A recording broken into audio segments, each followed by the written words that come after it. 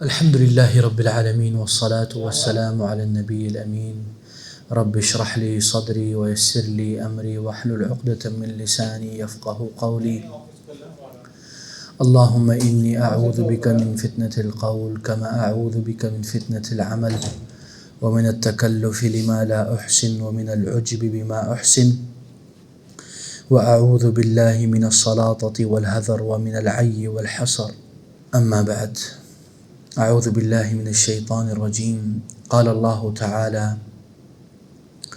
وَإِذَا قِيلَ لَهُمُ اتَّبِعُوا مَا أَنزَلَ اللَّهُ قَالُوا بَلْ نَتَّبِعُ مَا أَلْفَيْنَا عَلَيْهِ آبَاءَنَا أَوَلَوْ كَانَ آبَاؤُهُمْ لَا يَعْقِلُونَ شَيْئًا وَلَا يَهْتَدُونَ۔ پچھلی آیت میں ہم یہ پڑھ رہے تھے کہ کیسے شیطان آپ کو برائی کی طرف لے جاتا ہے بلکہ برائی کا حکم بھی دیتا ہے،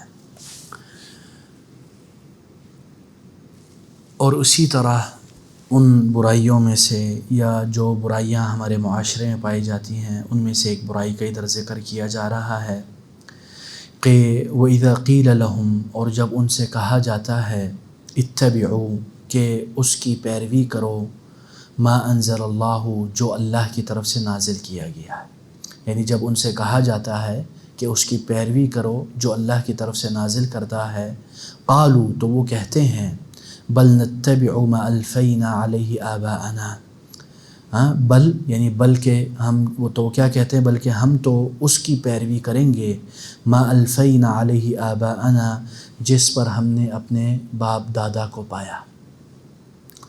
اولو کان آباؤہم لا یعقلون شیئا، کیا اگر ان کے جو آباؤہم، ان کے آباء و اجداد ہیں، باپ دادے ہیں، وہ چاہے انہوں نے، وہ ان میں سے بعض جو ہیں وہ نا سمجھ ہوں، لا یعقلون، ان کے پاس عقل نہ ہو، شیئا، ان کے پاس کچھ علم بھی نہ ہو، کوئی کچھ عقل بھی نہ ہو، ولا یہتدون، اور نہ ہدایت پاتے ہوں، پھر بھی تم ان کی اتباع کرو گے، ان کی پیروی کرو گے۔ تو اس میں اور اللہ تعالیٰ ہمیں یہ بتلا رہے ہیں کہ مشرکین اور جو یہود و نصارہ ہیں، ان کو جب بھی اللہ کی طرف سے یا رسول اللہ صلی اللہ علیہ وسلم کی طرف سے کوئی فرامین یا ان سے خطاب کیا جاتا تو وہ عقلی جواب کا، عقلی سوال کا یا فطرتی سوال کا یا شرعی سوال کا جواب نہیں دے پاتے۔ جب وہ پھنس جاتے ہیں تو کہتے ہیں کہ یہ جو ہم کر رہے ہیں یہ تو ہمارے آباء و اجداد، ہمارے باپ داداؤں نے کیا۔ اور جیسے ایک اور روایت میں ہے، آباء میں یعنی ابو حیان نے اپنی تفسیر میں کہا ہے کہ آباء سے مراد صرف باپ دادے ہی نہیں بلکہ ان کے جو پیشوا اور رہنما اور جو علماء ہیں، ٹھیک ہے نا۔ بل نتبع ما الفینا علیہ آباءنا، تو وہ کہتے ہیں کہ ہم اپنے آباء و اجداد کی پیروی کرتے ہیں، بجائے اس چیز کی پیروی کرنے کے جو اللہ نے نازل کی ہے۔ وہ کس کو پریفر کرتے ہیں، کس کو زیادہ پرائرٹی دیتے ہیں، جو ان کے آباء و اجداد نے کیا ہے۔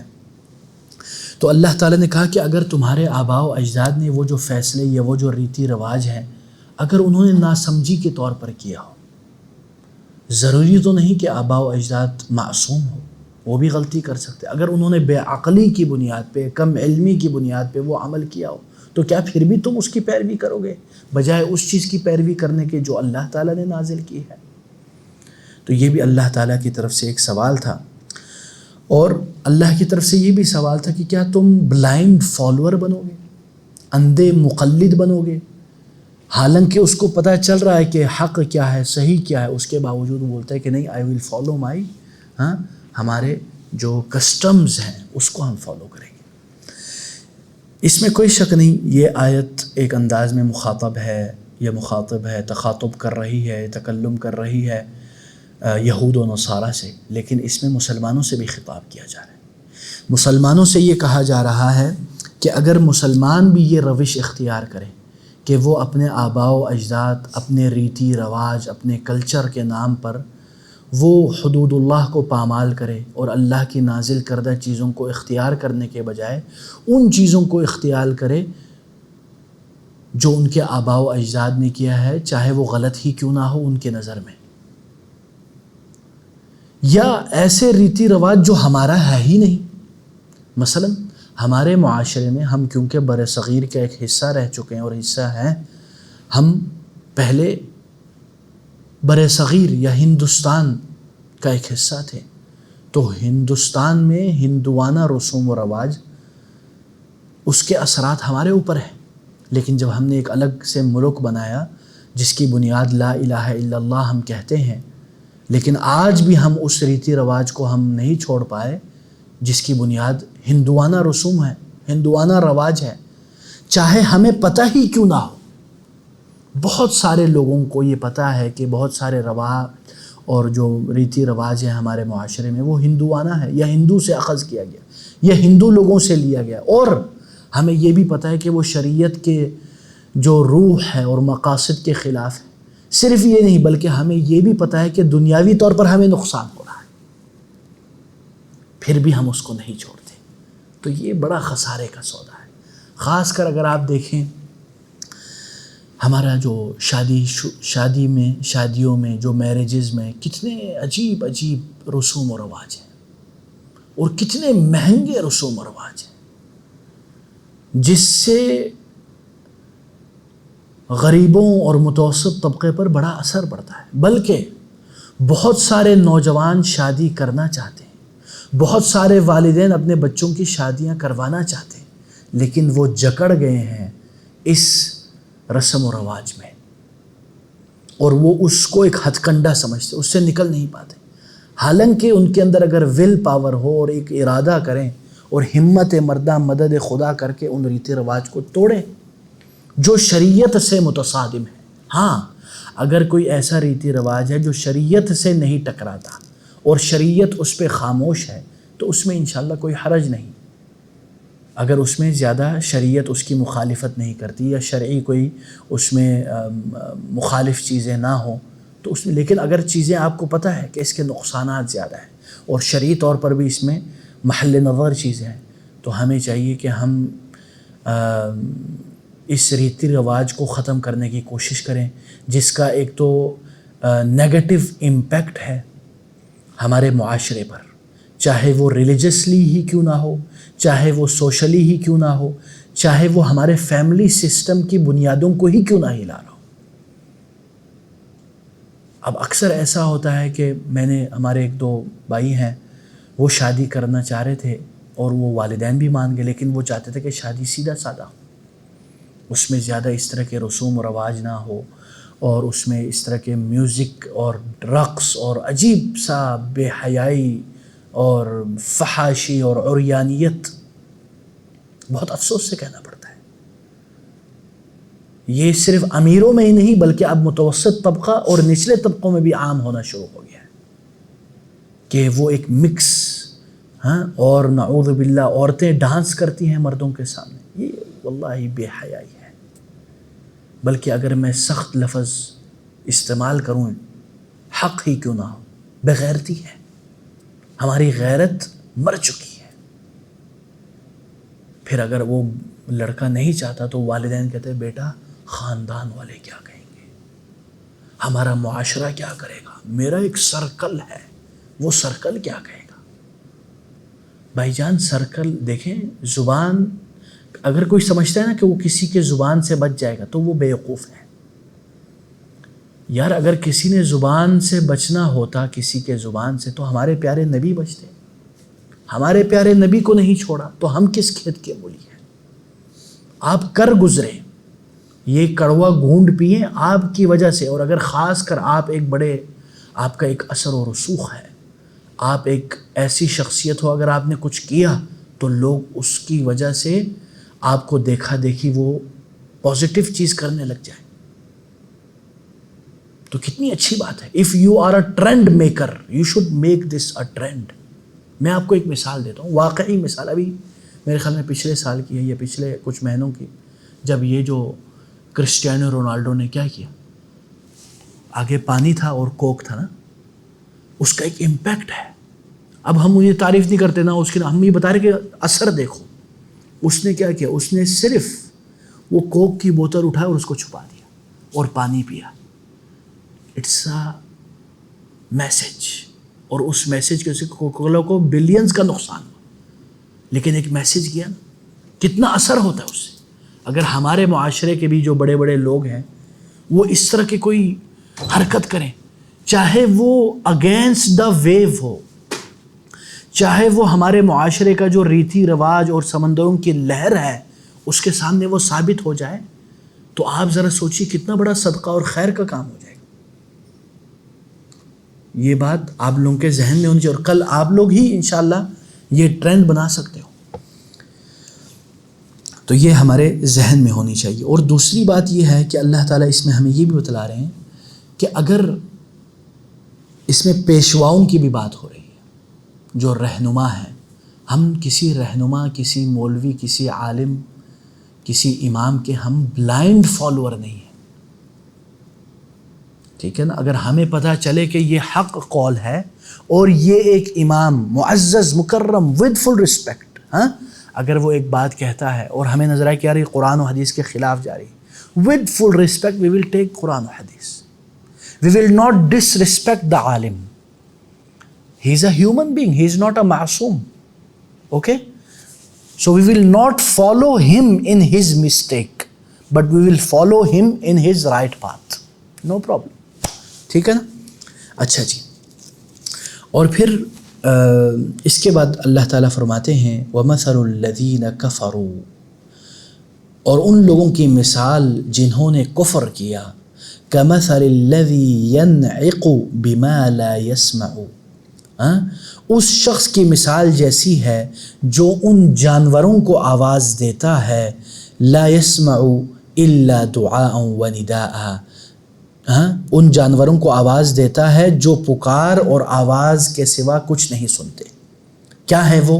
صم، بہرے ہیں، بکم، گونگے ہیں، عمی، اندھے ہیں، فہم لا یعقلون، سو وہ نہیں سمجھتے، سو وہ تعقل نہیں کرتے، سو دے کین ناٹ انڈرسٹینڈ. اس کا کیا مطلب ہے؟ اللہ تعالیٰ ایک مثال دے رہے ہیں. Examples of Quran are very beautiful. اللہ تعالیٰ مثال دے رہے ہیں کہ جنہوں نے کفر کیا یا جنہوں نے تقلید آباء و اجداد کیا، یہ جنہوں نے بلائنڈ فالوئنگ کی، وہ کیسے ہیں؟ کمثل الذی ینعق بما لا یسمع الا دعاء ونداء، وہ اس شخص کی طرح ہیں جو آواز دیتا ہے کن کو؟ ان جانوروں کو. ینعق، جانوروں کو آواز دیتا ہے جو پکار اور آواز نہیں سنتے. سنتے ہیں تو پھر وہ کیا ہیں؟ وہ صم ہیں، وہ بہرے ہیں، وہ گونگے ہیں، وہ اندھے ہیں، سو وہ نہیں سمجھتے. کئی بار ایسا ہوتا ہے کہ آپ کسی کے سامنے دلیل پیش کرتے ہو، وہ نہیں سنتا. اس لیے اگر آپ قرآن میں دیکھیں،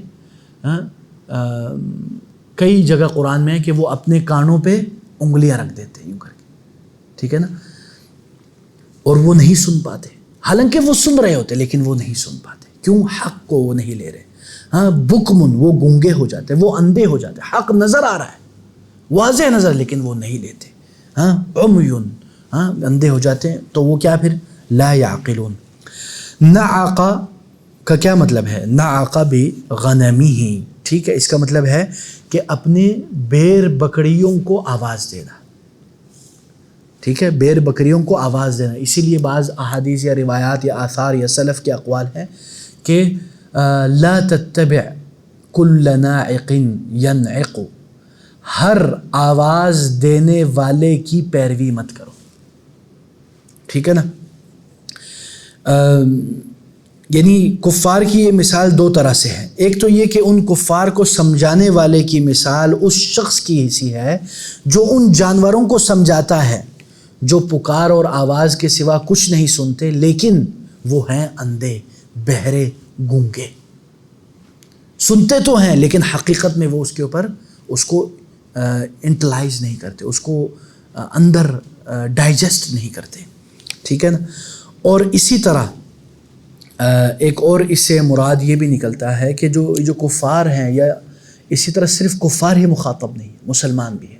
کئی بار ہوتا ہے آپ کسی مسلمان کو نصیحت کرتے ہیں، وہ ٹھکرا دیتا ہے، لیکن کبھی ایسا تو وہ ٹھکراتا نہیں ہے، وہ چپ چاپ سے اس کان سے سنتا ہے، اس کان سے نکال دیتا ہے. ٹھیک ہے نا؟ یہ بھی اسی مثال میں. لیکن یہ ہمیں چاہیے کہ ہم سمجھیں کہ اگر حق ہمارے پاس آ جائے تو ہم نے اس کو قبول کرنا ہے، ٹھیک ہے نا. اس میں ہم نے یہ نہیں کہنا کہ یار یہ میرا ریتی رواج ہے، ہمارا معاشرہ ہے، یہ ہے.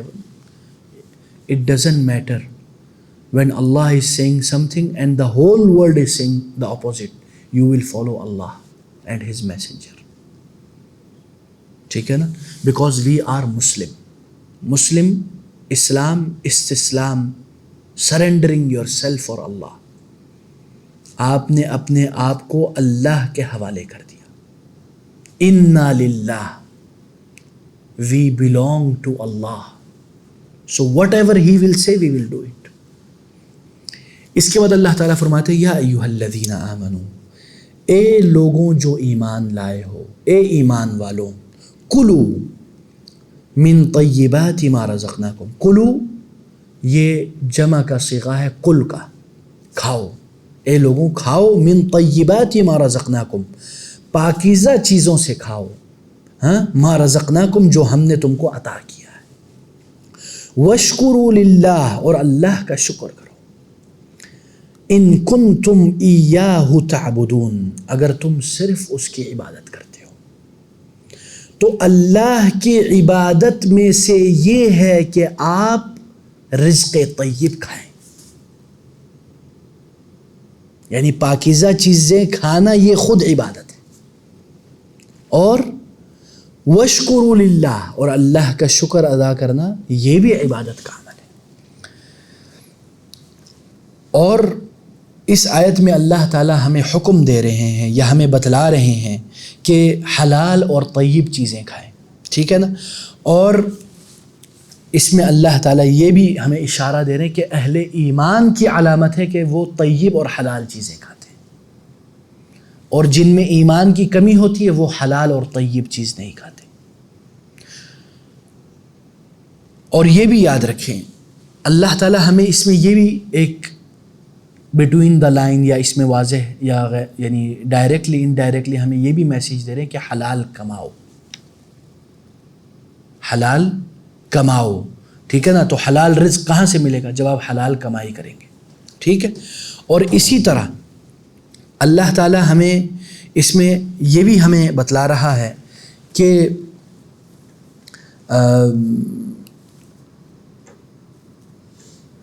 جو ایک اور روایت میں ہے کہ جو بندہ حلال کھاتا ہے، جو بندہ حرام کھاتا ہے، حرام کماتا ہے، فَأَنَّا يُسْتَجَابُ لَهُ، اس کی دعا قبول نہیں ہوتی. اور افسوس سے کہنا پڑتا ہے ہمارے معاشرے میں، خاص کر اس ایریے میں، ڈی ایچ اے کے ایریے میں، ہاں، یعنی بلکہ ہمارے معاشرے میں عموماً آج کل یہ روش پائی گئی ہے کہ حلال حرام کو ہم نہیں دیکھتے. واللہ ہمیں فکر ہی نہیں ہے. We don't bother ourselves to ask is it حلال اور حرام. یعنی ہم اپنے اندر ذرہ برابر بھی تکلف نہیں کرتے کہ کیا یہ جو میں ٹرانزیکشن کر رہا ہوں یہ حلال ہے یا حرام.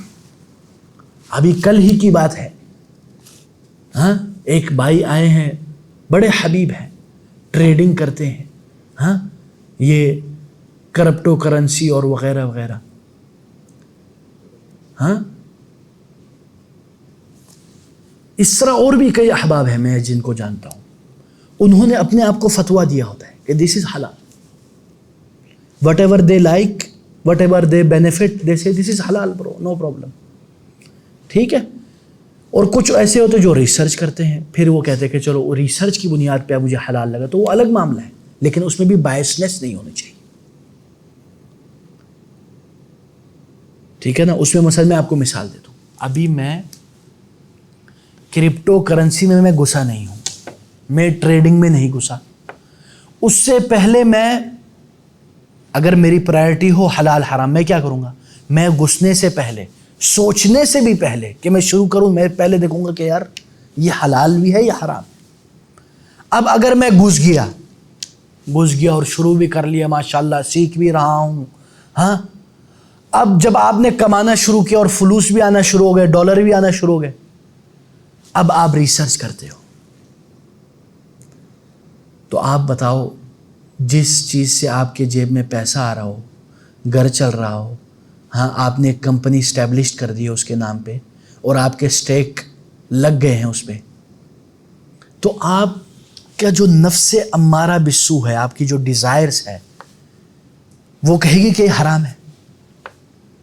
وہ تو کہے گا یار یہ حلال ہے، جتنا ہو سکے حلال کرواؤ، اور ان مولویوں کو سنوں گا جو حلال کرواتا ہے، یا ان مولویوں کی ریسرچ کو میں آگے آگے پیش کروں گا۔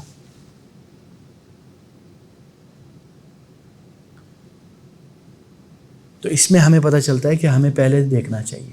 میں یہ نہیں کہتا کہ یہ حلال ہے حرام ہے، یہ میرا فتویٰ نہیں ہے، لیکن میں آپ کو ایک اور اینگل سے بات بتا رہا ہوں کہ حلال حرام کو، اسی لیے آج کل فری لانسنگ دیکھیں، ماشاء اللہ، یعنی free lancing is on the peak, لیکن نیٹ اور یہ پتہ نہیں کیا کیا بولتے ہیں، فائر وال، کیا ہاں یہ جو وال انہوں نے لگا دیا، پتہ نہیں فائر وال، ہاں اب وہ بولتے ہیں نیٹ سلو ہو گیا، فری لانسر بیچاروں کے وہ ہو گیا۔ اب جب یہ کٹتا ہے تو ان کی کٹنے کی فکر ہے، یہ فکر نہیں کہ یار جو میں جو فری لانسنگ کر رہا ہوں اس میں کیا حلال ہے کیا حرام ہے، واٹ آر دا باؤنڈریز۔ یعنی ایک دن میں ایک جگہ بھیجا، وہ سب کے یہی سوالات تھے، میں نے تو دیکھو جواب تو تم لوگ دے لو گے، لیکن سوال ہے کہ عمل کرو گے نہیں کرو گے، کیونکہ اس پہ تمہارا پورا رزق ڈیپینڈ کرتا ہے۔ کئی ٹرانزیکشنز ہے فری لانسنگ میں جو حرام ہے، کئی ٹرانزیکشن ہے جو حلال ہے، اس کا پتہ ہونا چاہیے آپ کو، what you are into, don't go blindly and after ماشاء اللہ filling your pocket you will say is it حلال اور حرام، دین یو ول ڈو ماشاء اللہ فتویٰ shopping, you will pick and choose based on your desires and your biases, ٹھیک ہے نا؟ تو ان چیزوں کا خیال رکھنا چاہیے۔ اور اس میں ایک اور یعنی ایک اور جو میرے ذہن میں بات آئی ہے وہ یہ ہے، بعض لوگ حرام کو حلال کر دیتے ہیں۔ کیا کہتے ہیں؟ بولتے ہیں بسم اللہ کہو حلال ہو جائے گا۔ سچ میں آپ کو مذاق نہ رہے، ہمارے ایک ساتھی تھے، وہ چائنا گئے ہیں، اتنا ان کے پاس علم نہیں تھا، وہ 1 2 3 4 سال کے MBBS کیا انہوں نے ادھر سے، اللہ معاف کرے وہ کئی حرام چیزیں کھاتے رہے، ان کو ادھر کوئی چائنیز کمیونٹی ملی، کوئی اور پتہ نہیں، اب بولتے کہ وہ مسلمان تھے، وہ لوگ کہتے تھے جو بھی بھائی صاحب حلال کرنا اس کو بسم اللہ کا اور کھا لو پی لو، وہ بھائی جان اللہ معاف کرے بیڑا غرق کر کے اپنا۔ تو یہ بھی نہیں ہوتا، یہ اتنا یہ تو بہت ہی سطحیانہ یعنی سوچ اور فکر ہے، اس لیے ہم نے دیکھ کے آنکھیں کھول کے چلنا ہے، اور اسی طرح ہمیں چاہیے کہ ہم اللہ کا شکر بھی ادا لیں۔ اگر اللہ تعالی ہمیں حلال کا رزق بھی دے رہا ہے اور حلال کمائی بھی دے رہا ہے، یہ شکر بجا لانے کا وقت ہے۔ واللہ کئی لوگ ہیں اللہ معاف کرے جو حرام کما رہے ہیں، حرام کھا رہے ہیں، حرام کھلا رہے ہیں، یعنی پورا جسم اس کی حرام کی بنیاد پہ، کتنا خطرناک معاملہ ہے۔ تو اللہ تعالی ہمیں حرام سے بچائے۔ اللہ کی قسم میرے پیارے بھائیوں، 1 ملین حرام کا جو کمایا ہوا ہے ہاں وہ بدترین ہے، ہاں اس کا کوئی موازنہ نہیں 1 روپیہ حلال کے کمائے ہوئے سے۔ 1 روپیہ جو حلال کا کمایا وہ بہتر ہے، وہ افضل ہے، وہ اکمل ہے، وہ اولا ہے 1 ملین ڈالر سے زیادہ۔ واللہ حرام میں بلکہ برکت بھی نہیں ہوتی۔ آپ کبھی دیکھو جو حرام کمانے والے لاکھوں کروڑوں کما رہے ہوتے ہیں، لیکن ان کی شکل سے نحوست ٹپک رہی ہوتی ہے،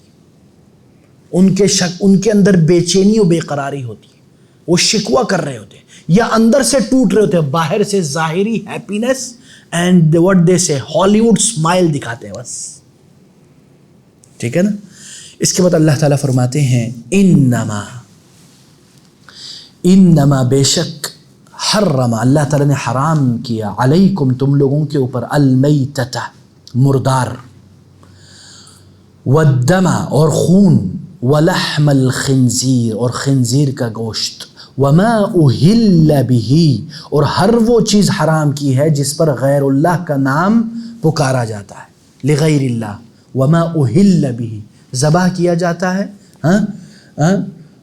لغیر اللہ، اللہ تعالیٰ کے لیے، فمن اضطر، اور پھر جو مجبور کر دیا جائے، غیر باغ، اس حال میں کہ نہ اس میں بغاوت ہو، ولا عاد، نہ وہ حد سے گزرنے والا ہو، فلا اثم علیہ، تو پھر اس پر کوئی گناہ نہیں، ان اللہ غفور الرحیم، اللہ تعالیٰ کیا ہے؟ اللہ تعالیٰ بے حد بخشنے والا ہے، رحیم نہایت رحم والا ہے۔ اللہ اکبر۔ اس آیت سے ہمیں کیا پتہ چل رہا ہے، کیا میسیج دیا جا رہا ہے؟ انما، یہ جو ہے بے شک، یعنی یہ حصر کا لفظ ہے، یعنی جو چیزیں، یعنی اس آیت سے یہ بات سمجھ آتی ہے کہ اللہ تعالیٰ نے صرف یہ 4 چیزیں حرام کی ہیں، یہ ہمیں ظاہراً لگتا ہے، کیونکہ انما جو ہے نا یہ ادات حصر ہے، یعنی وہ صرف اس کو محصور کر دیتی کہ حرام صرف اور صرف یہ چیزیں ہیں، یہ ظاہراً لگ رہا ہے۔ ابھی آپ لوگ آگے سنیں، یعنی اس سے ہمیں لگتا ہے کہ اور بھی کوئی چیز حرام نہیں ہے کھانے پینوں میں، صرف یہ چیزیں۔ لیکن دوسری آیت میں ایک اور جگہ اللہ تعالیٰ نے یہ فرمایا، قُلْ لَا أَجِدُ فِي مَا أُوحِيَ إِلَيَّ مُحَرَّمًا عَلَى طَاعِمٍ يَطْعَمُهُ إِلَّا أَن يَكُونَ مَيْتَةً أَوْ دَمًا مَسْفُوحًا أَوْ لَحْمَ خِنْزِيرٍ فَإِنَّهُ رِجْسٌ أَوْ فِسْقًا أُهِلَّ لِغَيْرِ اللَّهِ بِهِ، یعنی اس آیت سے ہمیں پتہ چلتا ہے کہ اللہ تعالیٰ یعنی ان کے نبی کہہ رہے ہیں، کہہ دے میں اس وحی میں جو میری طرف کی گئی ہے، کسی کھانے والے پر کوئی چیز حرام نہیں پاتا جسے وہ کھاتا ہے سوائے ان چیزوں کے، ٹھیک ہے نا؟ یعنی مردار ہو گیا، یا جو خون بہایا ہوا ہے، بہا ہوا خون، جو ادھر سے جو خون نکلتا ہے، اور یا خنزیر کا گوشت ہو، بے شک وہ کیا ہے؟ وہ رجسن او فسقن، وہ گندگی ہے، وہ نافرمانی کا باعث ہے، اور اہل لغیر اللہ بھی، وہ غیر اللہ کا نام پکارا گیا اور اس پر ذبح کیا گیا۔ یعنی اللہ تعالیٰ ادھر رسول صلی اللہ علیہ وسلم کو فرما رہے کہ آپ اعلان کر دیں کہ میری، یعنی اللہ تعالیٰ کہہ رہے ہیں کہ اللہ کے نبی کو کہہ رہے ہیں کہ آپ یہ اعلان کر دیں کہ اللہ کے وحی میں ان چیزوں کے علاوہ اور کوئی چیز حرام نہیں کھانے میں، ٹھیک ہے؟ مگر اس پر ایک اشکال یہ بھی ہے، اس میں ایک ظاہری اشکال یہ پیدا ہوتا ہے کہ دوسری آیات اور احادیث میں کئی چیزیں ہیں جو حرام کی گئی ہیں، مثلا شراب اور ہر نشہ آور چیز، اسی طرح جو درندے نے چیزیں نکالی ہیں، اور تو یہاں صرف انہی چیزوں کو کیوں حرام کہا گیا؟ باقیوں کا کیا حکمت ہے کہ ذکر نہیں ہوا؟ ادھر اس لیے ذکر نہیں ہوا کہ ادھر یہ بات ہو رہی ہے کہ جنہیں مشرکین مکہ نے حرام کر رکھا تھا، جبکہ آیت میں مذکورہ 4 چیزوں کو وہ حرام نہیں سمجھتے تھے، نہیں برتتے تھے، تو اللہ تعالیٰ نے اس کا خاص ذکر کیا تاکہ وہ ان سے بچ جائیں، ٹھیک ہے نا؟ تو اللہ کے نزدیک یعنی وہ چیزیں حرام ہیں، ان کے علاوہ بھی جو بعض کا احادیث میں ذکر ہوا، بعض کا قرآن میں ذکر ہے۔ اور یہ بھی یاد رکھیں کہ حلال حرام کے متعلق قرآن میں ان 4 چیزوں کے علاوہ اور بھی بعض چیزیں جن کا ذکر ہوا ہے کہ وہ حلال ہے، حرام ہے، مثلا جیسے حدیث میں یا آیت میں کہ سمندری ہر چیز حلال ہے۔ جیسے ایک شخص نے آ کے پوچھا رسول صلی اللہ علیہ وسلم سے کہ جو سمندر کا پانی اس کا کیا حکم ہے، تو انہوں نے رسول صلی اللہ علیہ وسلم نے فرمایا هو الطہور ماؤہ الحل میتتہ، صحیح حدیث ہے، یعنی جو سمندر کا پانی ہے وہ پاک ہے، طہور ماؤہ الحل میتتہ، اس میں جو بھی اموات ہوتی ہے یا جو بھی مچھلی سمندری جو جانور ہے وہ حلال ہے، ٹھیک ہے نا؟ یعنی اس سے مراد وہ ہے جو پانی کے بغیر رہ نہیں سکتا، یہ یاد رکھنا، کیونکہ کچھ ایسے جانور بھی ہیں جو پانی میں بھی رہتے ہیں، خشکی میں بھی رہتے ہیں، ان کی بات نہیں ہو رہی ادھر۔ اور اسی طرح جیسے دوسری حدیث میں ہے کہ کھانے والی چیزوں میں کون سی چیز حرام ہے، جیسے رسول اللہ صلی اللہ علیہ وسلم کے صحابی ہیں ابن عباس رضی اللہ عنہ فرماتے ہیں ان رسول اللہ صلی اللہ علیہ وسلم نہى عن كل ذی ناب من السباع وعن كل ذی مخلب من الطیر، یہ صحیح مسلم کی روایت کہ رسول اللہ صلی اللہ علیہ وسلم نے ہر یعنی جانور جو پنجوں سے شکار کرنے والا ہے، جو اپنے ہاتھ سے شکار کرتا ہے، جو ہر کچلی والے جانور اور پنجوں سے شکار کرنے والے پرندوں کے گوشت کو اللہ کے رسول نے حرام قرار دیا.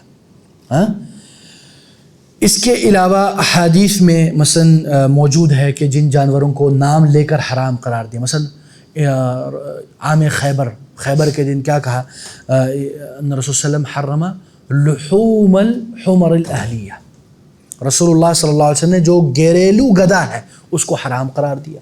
اسی طرح اور بھی کچھ جانور ہیں جن کو رسول صلی اللہ علیہ وسلم نے مار دینے کا حکم دیا، سانپ ہو گیا، اسی طرح بچھو ہو گیا، اسی طرح چھپکلی ہو گئی، اور اسی طرح اور بھی چیزیں ہیں جو قرآن و حدیث میں موجود ہے.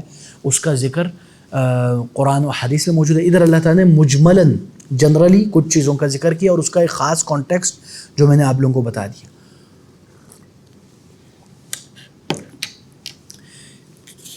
ان آیات سے ہمیں پتہ چل رہا ہے کہ کفار قریش بھی بعض چیزوں میں گڑبڑ کرتے تھے اپنے ان کے مطابق. وہ لوگ جن چیزوں کو کبھی کبھی جو حرام سمجھتے تھے وہ ان کو بھی کھا لیتے تھے. اور اسی طرح اس کے بعد والی جو آیت ہے اس میں اللہ تعالیٰ فرماتے ہیں ان الذين يكتمون ما انزل الله من الكتاب ويشترون به ثمنا قليلا اولئك ما يأكلون في بطونهم الا النار ولا يكلمهم الله يوم القيامة ولا يزكيهم ولهم عذاب أليم. اللہ اکبر. ان الذین یکتمون، بے شک جو لوگ چھپاتے ہیں، ما انزل اللہ، جو اللہ تعالیٰ نے نازل کی ہے، من الکتاب، کتاب نازل کی ہے یا کتاب اتارا ہے، ویشترون به ثمنا قلیلا، اور اس کتاب کے بدلے وہ تھوڑی قیمت حاصل کرتے ہیں اور اللہ کی آیات کو ختم کر دیتے ہیں، چھپا دیتے ہیں. اولئک ما یأکلون فی بطونہم الا النار، یہ لوگ اپنے پیٹوں میں آگ کے سوا کچھ نہیں ڈال رہے، آگ کے سوا کچھ نہیں کھا رہے. ولا یکلمہم اللہ یوم القیامہ، اور اللہ قیامت کے دن ان سے تکلم بھی نہیں کرے گا، کلام بھی نہیں کرے گا.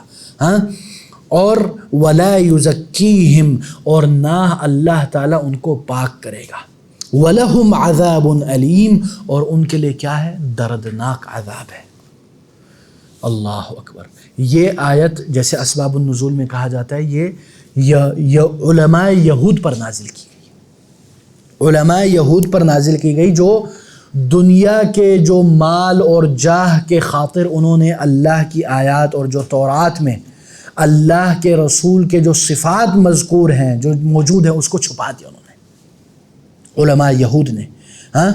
تو انہوں نے اپنے دنیا کے مفاد کے خاطر اللہ کی آیات کو چھپایا اور دنیاوی جاہ اور جلال اور مال اور عزت کو کمایا.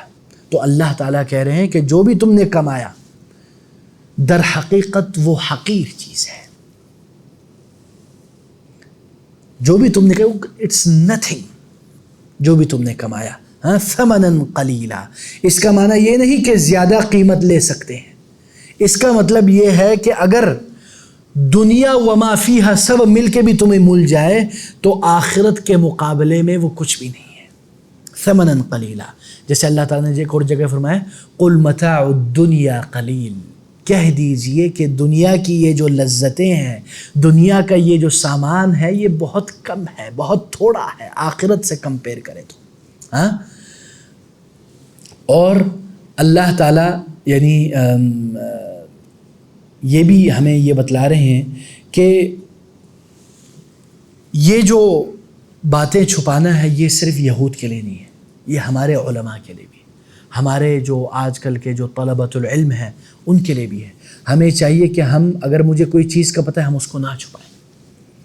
صرف چھپانا ہی نہیں بلکہ اللہ ہمیں معاف کرے، بعض ایسے بھی جس کو ہم کہتے ہیں علماء سوء. علماء دو قسم کے ہوتے ہیں، علماء ربانیین اللہ والے علماء، ایک ہوتے ہیں علماء سوء. علماء سوء کا مطلب ہے برے علماء جن کے پاس علم ہے لیکن وہ اس کا غلط استعمال کرتے ہیں.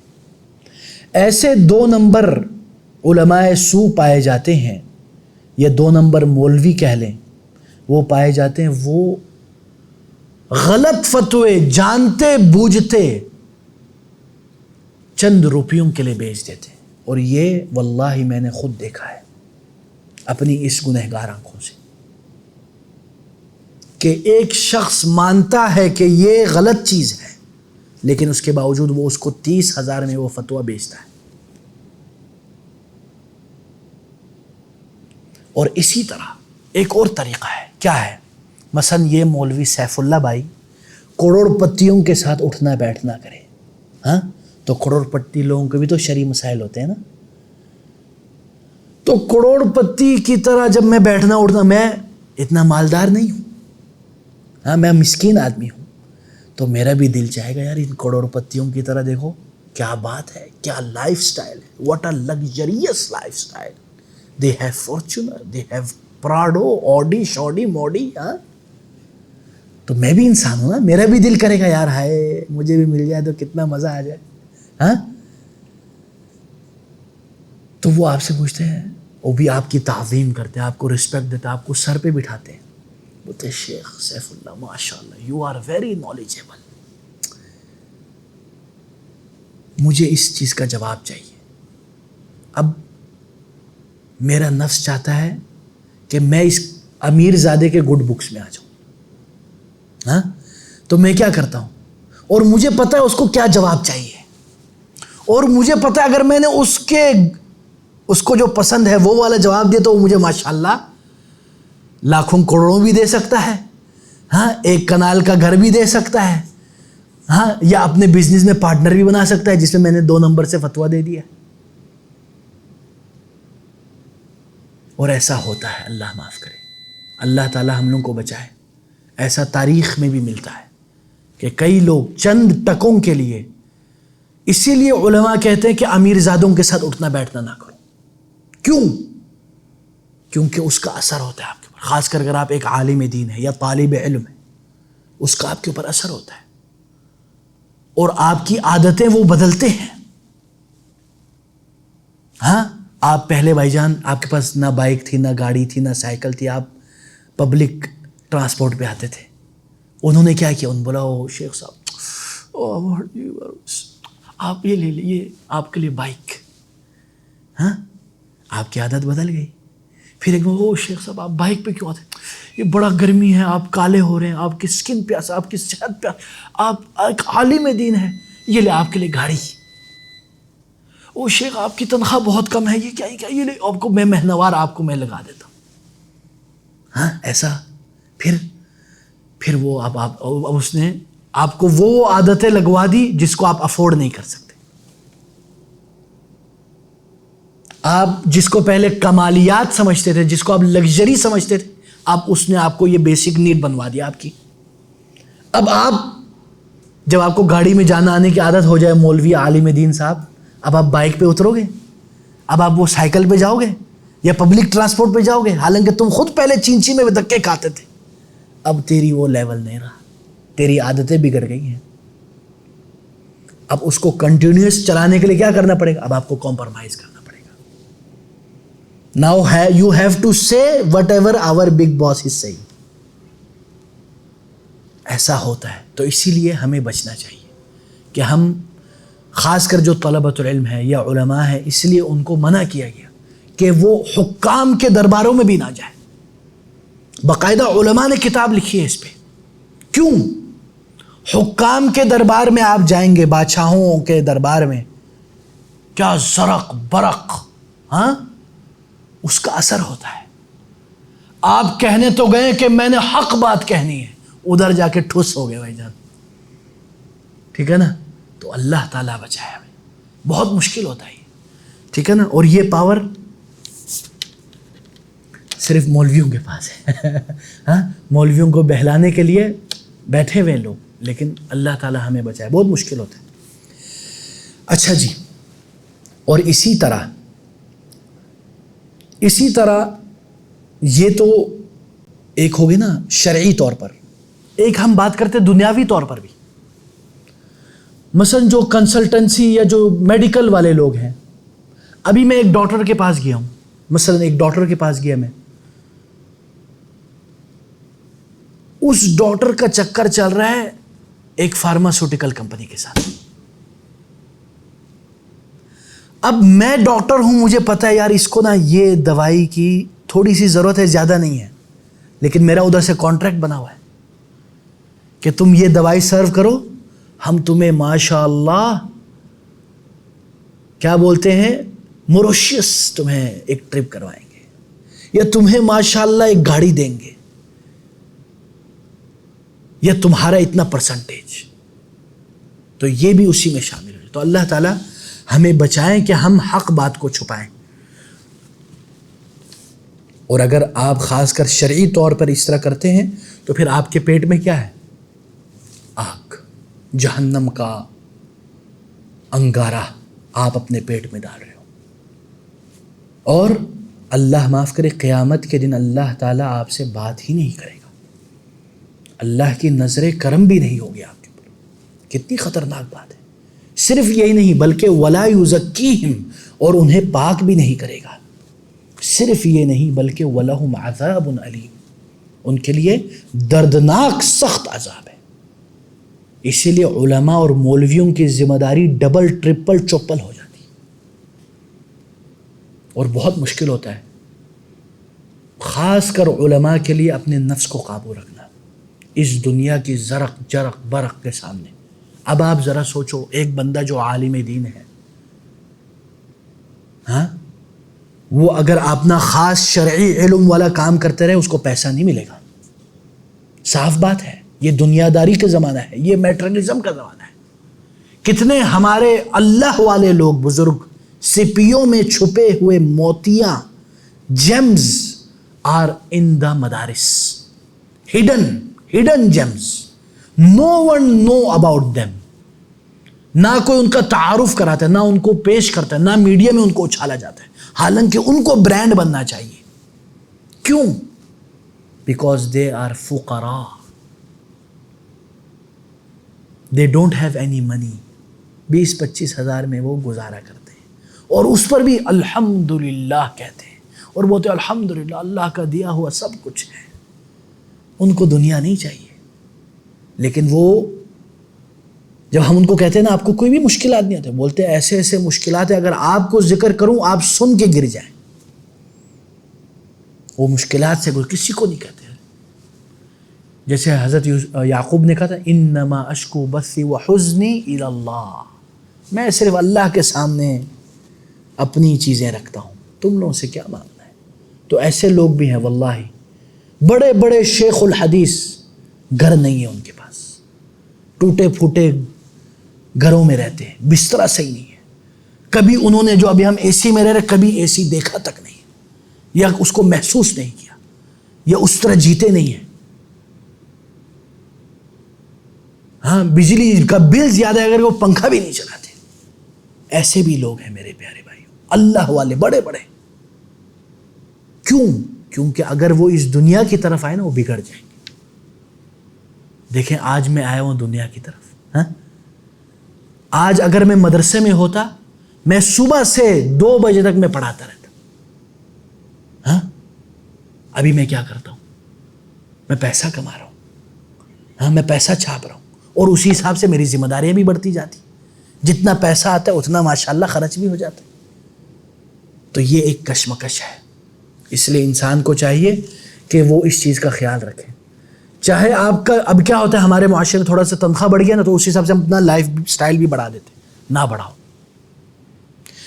جو آپ کی ضروریات ہے وہ پوری ہو رہی الحمدللہ, کیونکہ کل کلا کو وہ بھی چھین سکتی ہے. کئی لوگوں کو جانتا ہوں میں جو کووڈ سے پہلے ماشاءاللہ کما رہے تھے, کووڈ میں ان کا ایسے بیچارے زمین پہ گر گئے کہ جو لاکھوں کماتے تھے اب ہزاروں بھی نہیں کما رہے. اب وہ اتنے مشکلات کے شکار ہو جاتے. کیوں؟ کیونکہ انہوں نے اپنا کمائی کے حساب سے لائف سٹائل اور لگژریس سافٹنس کی انتہا کہ مرد بھی عورت لگنے لگ جائے. سچ میں اب وہ پھر وہ اسٹریٹ پہ چل سکے گا؟ نہیں چل سکتا. تو اس لیے تھوڑا سا اپنے اندر بھی سختی رکھیں. اخشوا شنو, جیسے حضرت عمر بن خطاب رضی اللہ عنہ کہتے ہیں کہ اخشوا شنو, اپنے اندر سختی پیدا کرو. فإن النعم لا تدوم, یہ جو نعمتیں ہیں یہ ہمیشہ نہیں رہیں گی, کبھی بھی اچک سکتی, کبھی بھی جا سکتی. کتنے آپ لوگ کروڑ پتیوں کو جانتے ہوں گے جو بیچارے بینک کرپٹ ہو گئے، ختم ہو گیا، ان کا کچھ بھی نہ رہا. میں اس دن ایک ملا یہ اوبر والے سے، اس نے اپنا قصہ سنا ہے، بڑا بولتے میرے اتنے تھے کورونا سے پہلے، یہ تھا وہ تھا، کورونا کی وجہ سے میرا سارا ٹھپ ہو گیا. تو اللہ تعالیٰ ہمیں ایمانی قوت عطا کرے کہ ہم دنیا کی یہ جو کشش ہے، دنیا کے اندر جو ایک سسپینس ہے، ایک میگنیٹک پاور ہے، وہ اس کے اندر تھوڑی کمی آ جائے.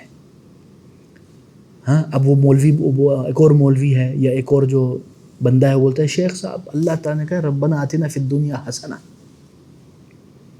اللہ نے کہا یار دنیا میں حسنہ پالو، وفی الآخرۃ حسنہ، اور حسنہ دونوں ساتھ لے کے چلو. اور اللہ تعالیٰ نے کہا ولا تنس نصیبک من الدنیا، یہ آیتیں اس کو یاد ہیں، دنیا سے اپنا نصیب مت بھولو. اس کا معنی کیا ہے یہ تو جان لو.